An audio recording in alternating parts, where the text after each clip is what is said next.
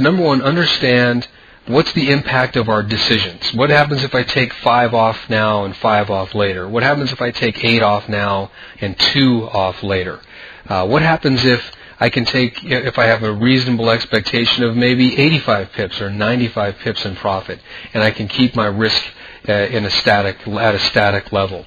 So you can then boil that down when you're looking to take a trade and you've made your decision, because you will have pre-planned this, and you're watching the market move up here, comes down, pushes up, bingo, right there you say, I've got this trading lane.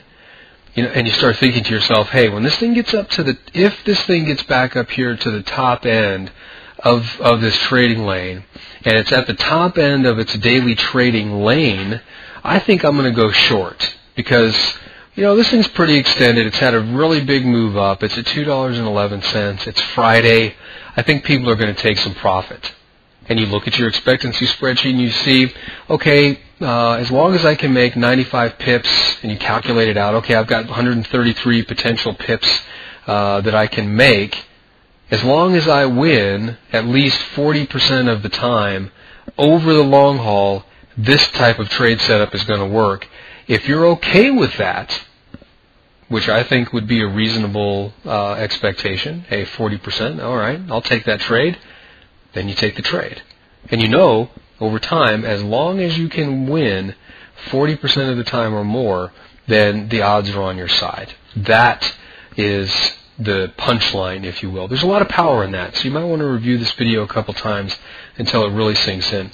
One thing you may have realized is it's going to be hard for you to trade a 1-minute chart if you're doing all of that, if you're trying to really get a handle on what your trade expectancy is.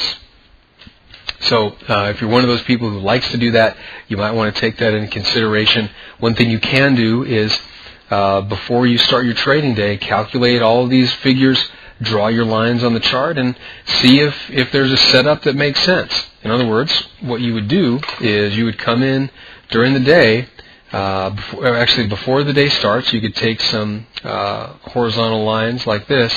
You can say, okay, well, let me go ahead and chop the day up into 3 parts, and let me see what happens when the day unfolds. So your 3 parts might actually, at the beginning of the day, start out looking something like this, where they're down here. Okay, so this would be the high of the day. And then as the high of the day starts to move up, you move it up. And you move this one up. And you move this one up. Okay, you've kind of followed me here? So, if the high of the day moves up a little bit more, you move this up.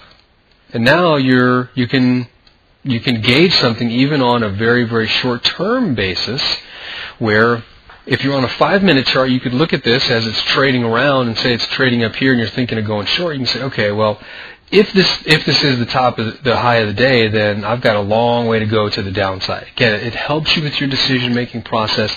It helps you to keep perspective.